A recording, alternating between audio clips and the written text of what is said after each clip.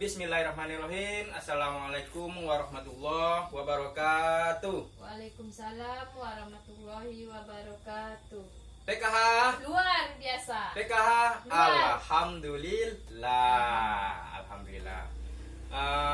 Alhamdulillah wa syukurillah, kita ucapkan kepada Allah Subhanahu wa taala yang mana pada kesempatan kali ini kita masih diberikan kesempatan untuk datang dalam rangka pertemuan P2 K2 untuk anggota kelompok penerima manfaat PKH.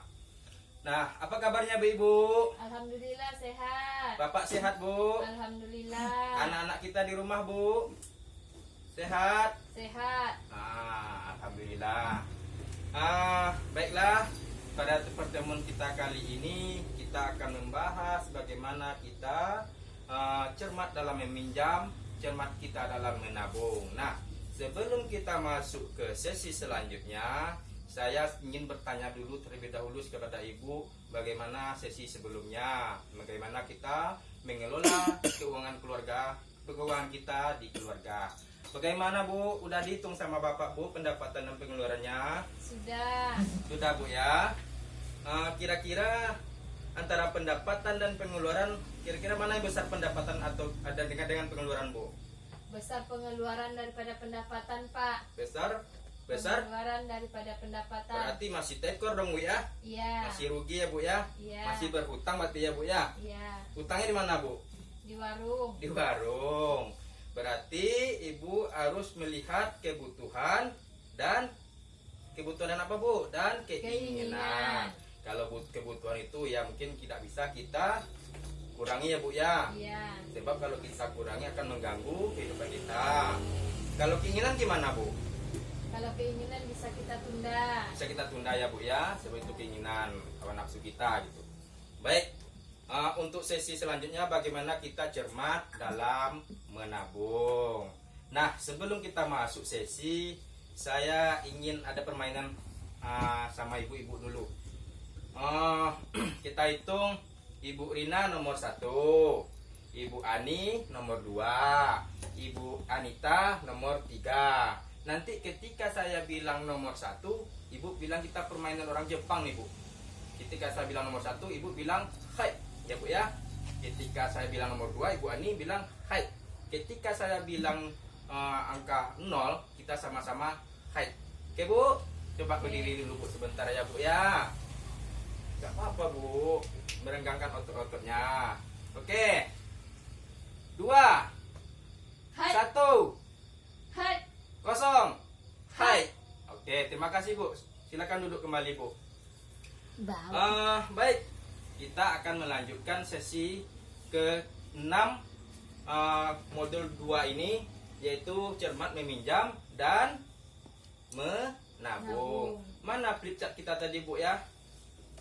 Oh ini ya, bantu saya Bu. Tuh, oke. Ini flip chart kita, bagaimana kita cermat dalam meminjam dan cermat kita dalam menabung. Nah, Ibu silakan duduk Bu, silakan duduk dulu. Nah, Ibu udah ada pengalaman meminjam Bu? Belum ya? Belum. Kalau seandainya memang belum, alhamdulillah.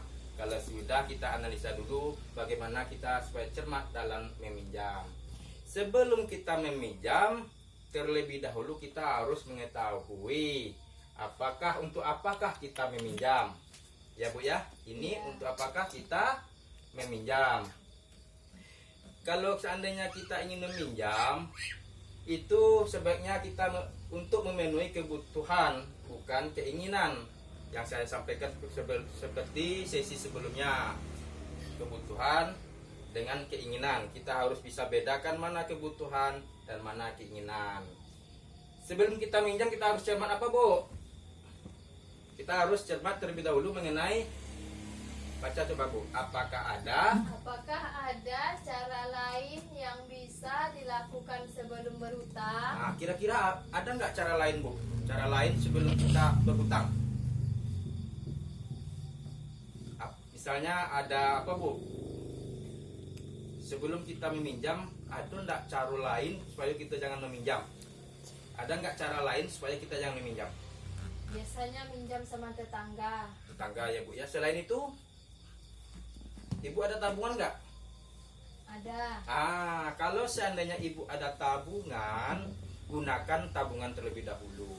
Jangan meminjam kita dulu. Kalau tidak ada tabungan, apa kira-kira yang lain Bu? Meminjam ke bank. Itu udah alternatif yang paling apa itu Bu? Sebaiknya kita, kalau seandainya kita nggak ada tabungan, mungkin kita ada aset. Misalnya ada yang bisa kita dijual belikan, kita jual dulu yang itu. Oke Bu ya. Yang lain yang perlu kita perhatikan dalam meminjam apa Bu? Berapa besar kita perlu meminjam? Nah, sebelum kita meminjam, kalau seandainya yang sebelum ini tidak bisa kita penuhi, mau tidak mau kita harus meminjam. Kita harus meminjam sesuai dengan kemampuan kita. Agar apa Bu? Agar apa kita meminjam sesuai dengan kemampuan kita? Supaya hitungan berdasarkan jumlah pendapatan kita. Oke, terima kasih Bu Rina. Kita sebelum meminjam, kita harus menghitung terlebih dahulu jumlah pendapatan kita, jumlah kemampuan kita untuk membayar hutang. Jangan nanti kita meminjam besar, tahu-tahu pas pembayaran angsuran kita menunggak, kita tidak mampu membayarnya. Jadi kita yang kewalannya akan pusing gitu. Kan ada gambarnya nih Bu. Orang meminjam berhutang kan berat yang dipikulnya. Ya. Jadi jangan sampai kita seperti ini. Selanjutnya bagaimana kita dapat membayar kembali pinjaman? Gimana Bu? Sesuaikan waktu pengembalian pinjaman dengan pola pendapatan kita, atau tetap atau tidak musiman. Oke, terima kasih. Kemanakah kita dapat meminjam kira-kira Bu? Kemana kita bisa dapat meminjam Bu? Kemana aja kita bisa meminjam kira-kira Ibu Dina?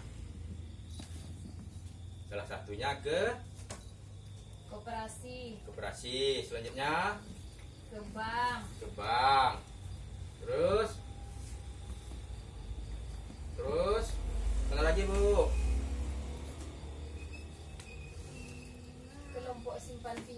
kelompok simpan pinjam. Ada rentenir, ada saudara atau tetangga ya kan Bu ya? Ya, Ini salah satu tempat kita meminjam. Nah, sebelum kita meminjam, kita harus analisa terlebih dahulu tempat meminjam ya Bu ya? Ya. Tempat meminjam. Kalau kita meminjam ke bank ya Bu ya? Ke bank itu apa syarat-syaratnya kira-kira Bu?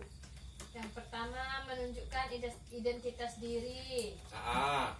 Kedua, mengisi formulir yang disediakan oleh bank. Yang ketiga, membayar setoran awal minimal. Oke, banyak ya Bu ya? Iya. Banyak ya Bu ya?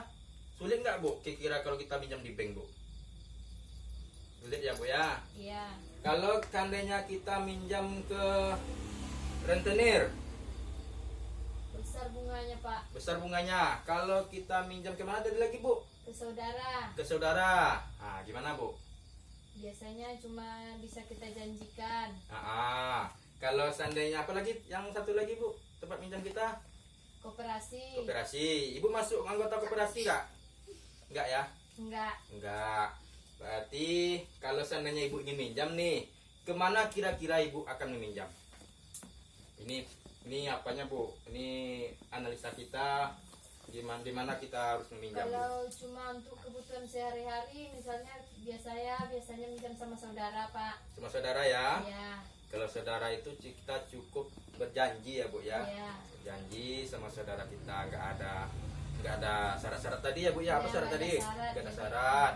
Ada bunga nggak Bu di saudara itu Bu? Enggak ya Bu ya?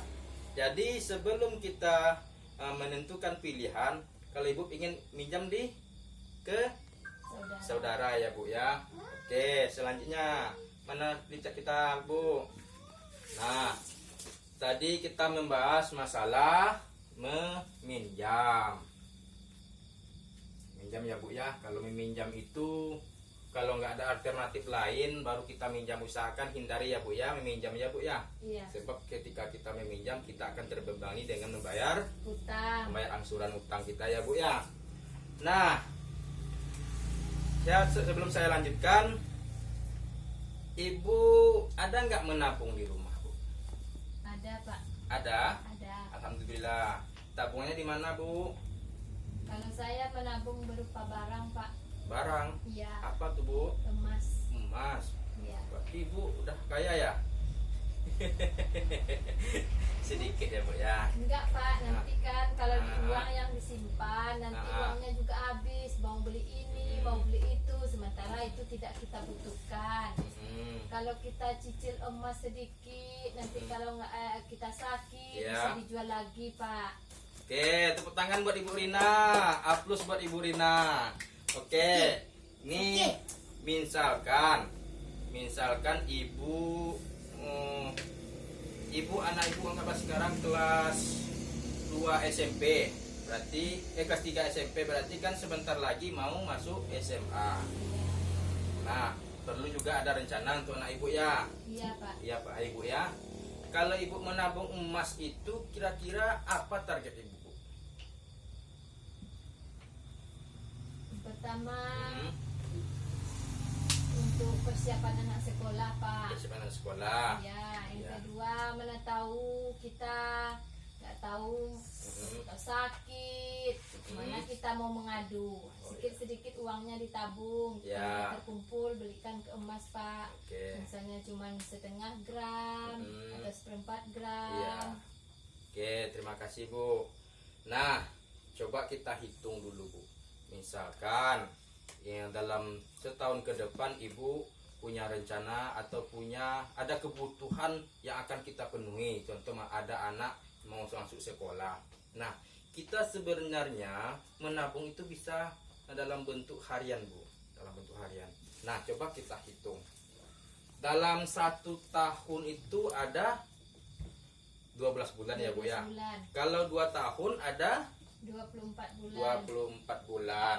Oke, coba kita tengok di sini ya Bu ya. Misalnya ini di sini dijelaskan tujuan menabungnya membayar uang pangkal SMA, masuk sekolah ya Bu ya. Masuk sekolah. Dalam 2 tahun itu berarti dia membutuhkan dana sebesar 2.400.000. 2.400.000. Berarti dalam 2 tahun itu ada 24 bulan ya Bu ya.